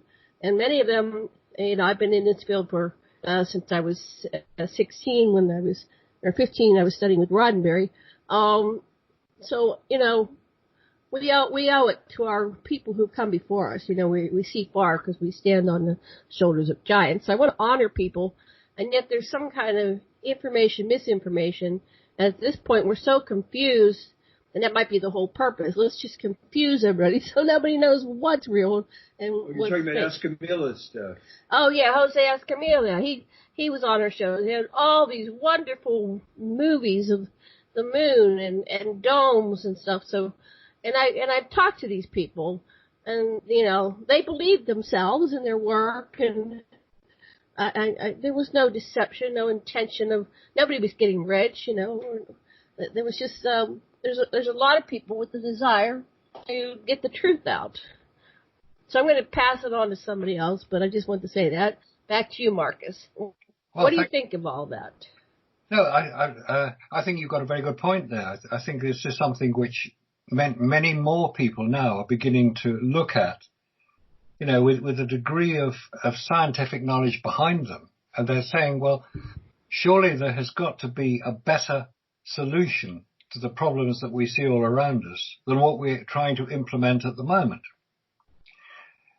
There's an interesting parallel here with what happened. There was a book published in 1859. Was called Origin of Species by Charles Darwin. Now, Darwin was making various points. He was observing things which he was seeing on the Galapagos Islands, where he traveled in a boat called the Beagle. Now, interestingly enough, about 40 years ago, some friends of mine were outfitting a boat in the UK called Beagle 2, which was going to be sailed out to the Galapagos Islands and follow the route that Charles Darwin took in the original. So that's my connection with Darwin. But the point is about the book, Origin of Species, that was a major change to what was the dominant knowledge base at the time. The dominant knowledge base prior to 1859 was the church, the Catholic Church, or the Protestant Church as it became in the UK. After Henry VIII couldn't get a divorce and set up his own church and said, right, I'm in charge now, which is why the monarch in the UK is always called Defender of the Faith. Anyway, if the church was the dominant, it's true. Let's not go there. She's 94, dear Queen. Lovely lady. Yeah, we'll let her go. Anyway. Go ahead. So in 1859, this book is published, and it's the promotion of it is taken up by several different people who promote it, primarily to remove the power of the church from the emerging sciences which are being developed around the mid-19th century. The biologies and the anthropology and the archaeology, all are being developed around that time. And they were based on evidence. Now, Origin of Species comes along. It's evidence for how humans were developed. It was a very, very slow process. It took millions of years for changes to occur. So it was all part of the gradual development. And it fitted in with the ideas of the new scientific community. And it tried to denigrate the rather fantasy-based stories from the church. Now, obviously, prior to the mid-19th century, not that many people could read or write. Education hadn't really been created in the way we understand it today. So people would get their information by going to church and listening to their local vicar telling them what to believe. That seems to have got a parallel in today's society as well. But it was to try to remove the power of the church by the introduction of science. And that's been going on now for the last 150, 160 years. And it's not been resolved yet because religion certainly has a place in society. It's a form of morality. It's a form of social control. If it's misused, it can be quite harmful. If it's beneficial, people find it of great comfort. And there's no reason why it shouldn't be affected. But science is now infected with a sort of ability to police its own members. And if you go against the dominant theory of the time, you'll tend to be termed a heretic and removed and ridiculed.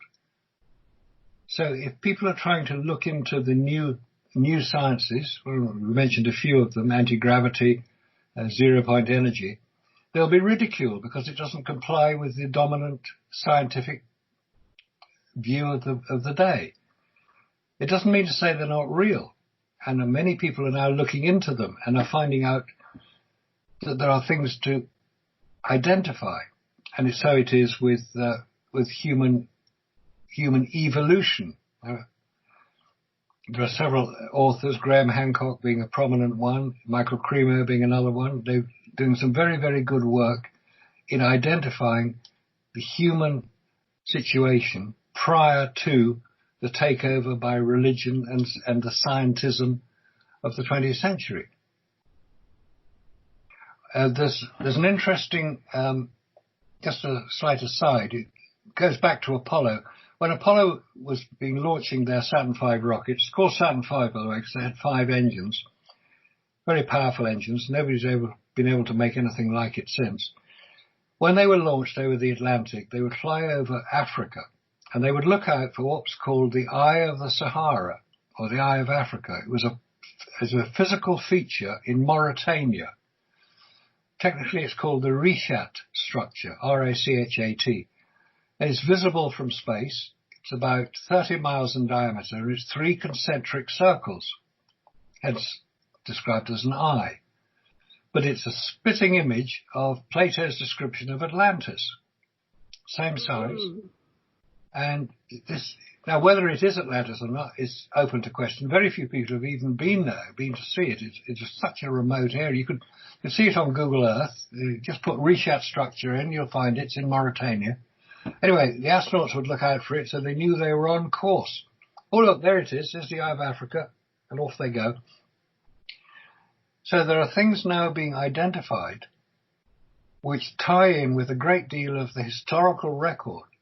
Because one of the problems that occurred by the dominance of religion was that everything had to conform to the religious stories, i.e. the Bible.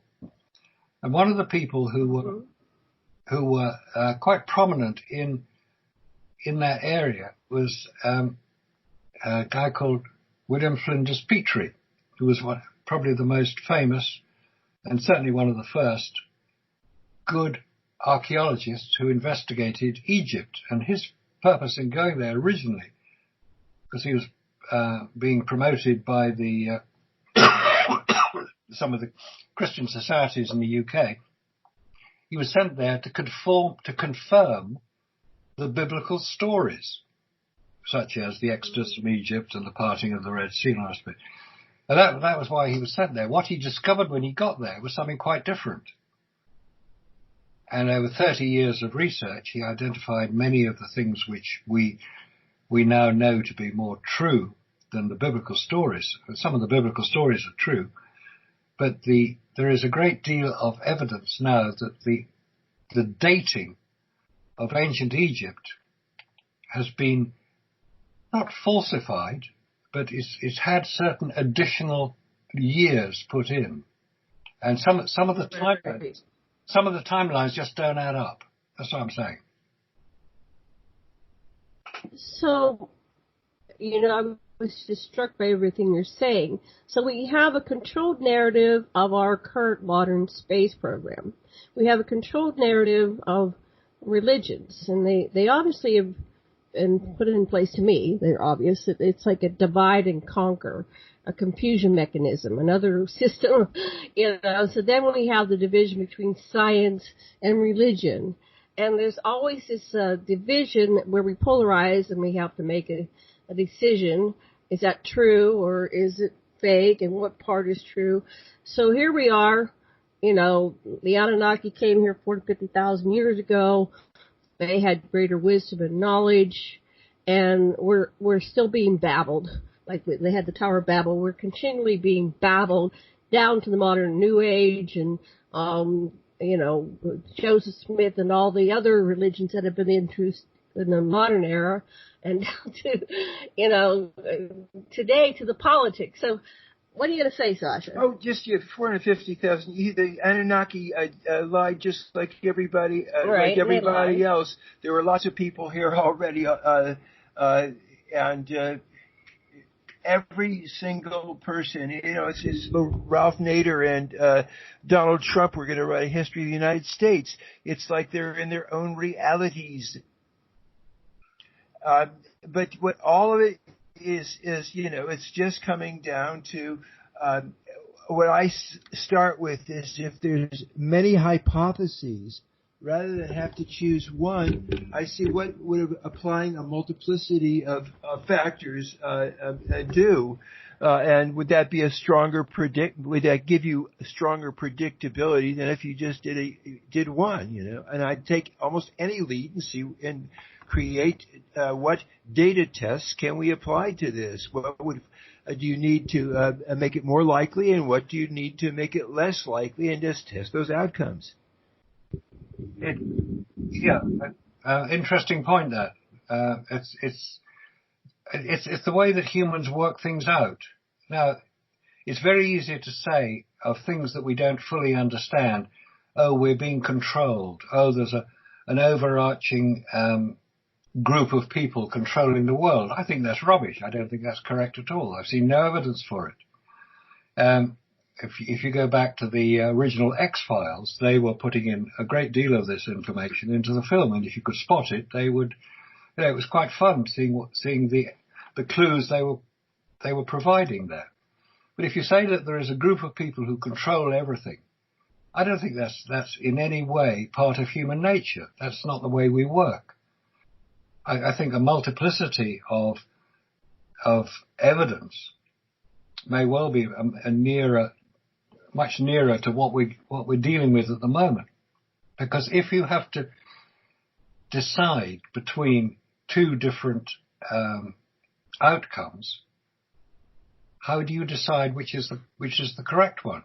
I mean, I'm putting forward an outcome here that Apollo didn't happen the way we've been told, and I can provide enough evidence to support what I'm saying. A lot of other people might not agree with me. Well, in that case, put forward the evidence to show it happened. And that's what hasn't occurred. So when I say that there are people who are trying to alter the narrative, yes, they are. They're trying to alter it for their own benefit. But there's no overarching control. There's no overarching group of people deciding what occurs.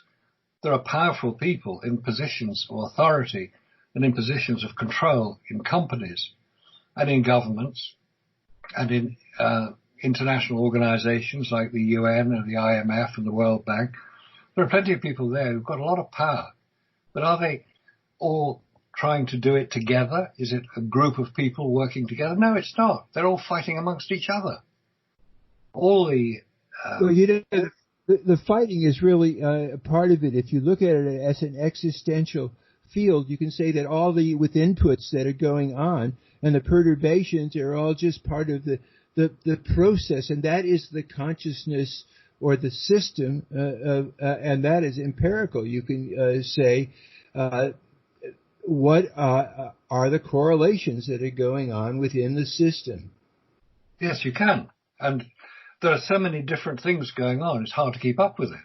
And there are certain things which become the dominant force at the time, the dominant thought, the accepted view. I mean, we've got this nonsense to do with climate change. Oh, for goodness sake, the amount of rubbish that's talked about there is unbelievable. Carbon dioxide is an essential part of the human condition. Without carbon dioxide, we'd all die. There'd be no plants. We'd all die. So what's this business about stopping it?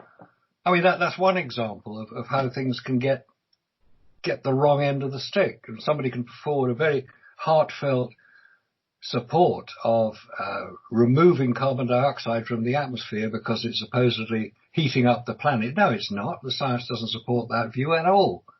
Carbon dioxide is an essential part of human condition. So why do we have two opposing views on that? We have climate deniers, they're called, and climate supporters.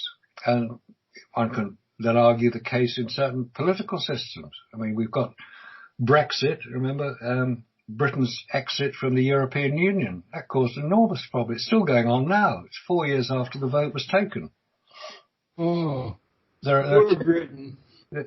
There are two different views. I mean, in the same way in America, you've got two political parties, Democrat and Republican.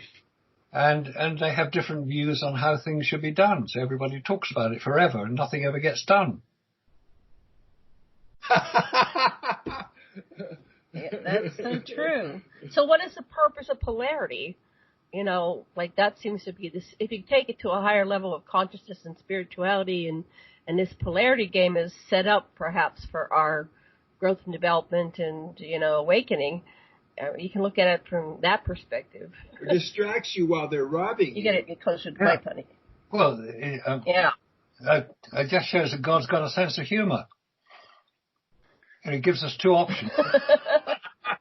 I'm going to have a talk with God when I get there. I think that'll be very... I got a thing or two to tell him. It, or whatever it is. Yeah. And I think God would just turn around and say, well, I gave you a choice. Did you take the right one? And that's what it comes down to morality. How do we know what the right choice to take is? And we have to decide that. It's the famous Star Trek, the first was it Prime Directive, never interfere. Right. And basically, do you think there is a higher intelligence like the Federation? Do you think there is a group that is protecting? You said something that kind of alluded to that we're too valuable for them to let us destroy ourselves. I think that's. They're going to let us. Yeah, I think that's true. We're far too valuable for us to destroy ourselves, because we have the one thing which appears almost unique in the universe. We have emotion. We can feel fear. We can feel love. We can feel happiness. And it's something which E.T. apparently finds incredibly attractive about the human race. Quite how we got that, maybe it was one of those little errors in genetic manipulation that got through the net, that we have the ability to feel emotion, and whether it's emotion of fear, emotion of love, emotion of anything. E.T. is almost open-mouthed with admiration that we can feel these things and wants to know more about it. It's probably why he wants to come here so much. It's It's a favourite destination for ET travel agents to advertise. 2 weeks on Earth, chaps. See something you've never seen before. You know, it's... What Lucifer or Enki wrote in the stuff that Zechariah Sitchin translated is that the first fertile woman, her name was Tiamat or Eve, I guess we'd call her, took a dimethyltryptamine dose from Lilith's garden, and when she was pregnant, she had a satori. And it became a very, very conscious human being from that. And so that's when that trait was put into our species, that we have this wonderful, wonderful, passionate, extreme that you get on a DMT trip. Exactly. I mean, there are so many wonderful things around planet Earth. If we can find out what they are and how they can help us. I mean, some of the psychotropic drugs, the magic mushrooms, the marijuana, all the things that give enhanced views of the world are part of what we need to work out. Ayahuasca in South America, if it's taken correctly, people benefit enormously from it. But because we have a choice, we can harm ourselves with it just as easily as we can benefit from it. And there are people now who've done some very, very interesting research. There's one particular point. In South America, they use something called curare, which is basically put on. It's a poison tip arrow. It's the poison which will fire through a blowpipe to bring down a monkey in a tree, and that's lunch for the man whoever gets it first. So the question was asked, how do you know which plants to use to create curare? Because all it is a muscle relaxant.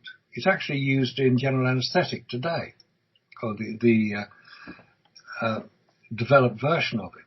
So the question was asked, how do you know which plants to use? Because the poison tip arrow goes into the bloodstream, and that's what relaxes the muscles, which means the monkey can't hold on to his tree and he falls out and it's lunch. If you eat the monkey, why doesn't it affect you? There's an enzyme in your stomach, because when you eat something, it goes into your stomach. There's an enzyme in the stomach which neutralizes that particular part of the curare. How do you know that? Was the question asked of people explaining it. We asked the plants, was the answer. They could communicate. They could communicate with plants to the extent that the plants could identify what was required. It's an extraordinary story. It's in a book called The Cosmic Serpent by Jeremy Narby. So we've got a long way to go to work out how to live comfortably on this planet, because we want to return to what was always referred to as the Golden Age, before things got a bit hairy. Whether it was Atlantis was the Golden Age before it got destroyed, I don't know. But there was a Golden Age where man was living comfortably in harmony with nature. And to get back to that, I think, is a great target to aim for. Going to the moon, on the other hand, may well open up a whole new can of worms. But we've got to get there first, and we haven't got there yet. So if anybody can prove me wrong when I say no human has walked on the lunar surface, I'd like to hear it. Because... How do they contact you to tell us about your magazine? How would they contact you? All right, nexusmagazine.com. That's the website for the magazine that I distribute in the UK. Nexusmagazine.com. It's also a website which has probably the best information about the whole Apollo fraud, called Aulis, AULIS.com, Aulis.com. On either of those websites, you can go to the contact section and send me an email. I'll reply. As long as you're polite. Anybody who's rude doesn't get a reply. Nice. So So nexusmagazine.com, that's the place to go. And also the magazine itself, you should be able to get it. Is there a Barnes & Noble in Hawaii? A Barnes & Noble bookshop? Do we still Barnes & Noble? No, we don't have any. There's one on Oahu. Yeah, we lost all our bookstores. We have to order everything from Amazon. The whole world's turning into Amazon.com. So what types of stories do you feature in Nexus so we can tell our listeners a little bit more about your magazine? Right. It's been published since 1987. It was when it first was published. I've been distributing it in the UK since 1994. The current issue, it'll be the July-August issue in America. Plant Intelligence Investigator. We've been talking about that. Electromagnetic wave therapy, potential for COVID-19. You know what COVID stands for? Chinese-owned virus, internationally distributed. Well, that's my theory. Dismantling the virus theory, the helical sun and climate, universal basic income, essential and viable, and unidentified submersible objects. And finally, is it possible Earth has a twin planet in the same orbit? So if you're interested in any of those, and there are plenty of similar articles, Nexus Magazine is the place to go. You can go online, you can buy it online, nexusmagazine.com. Just you have to identify where you're from. Obviously, the USA would be the case for you. The UK is the case for me. You'll find there are book reviews, science. It's some of it's quite technical, but fascinating nevertheless. The editor, the person who selects it, the guy called Duncan Rhodes, who lives in Australia, and he has probably some of the best connections in these worlds of anybody I've ever met. And when David Icke was first starting his mission to inform the world, he would use Nexus as a starting point. So if you want good information, buy Nexus Magazine. And that was before I started distributing it. So David Icke, good point there.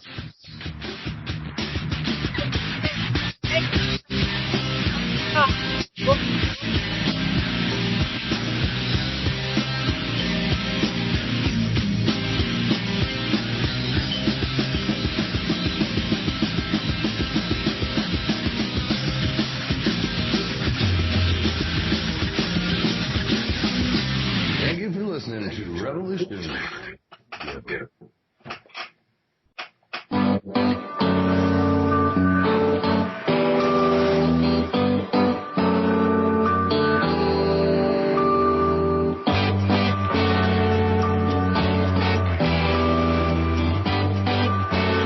Narco-syndicalist commune. We take it in turns to act as a sort of executive officer for the week. Yes. But ordered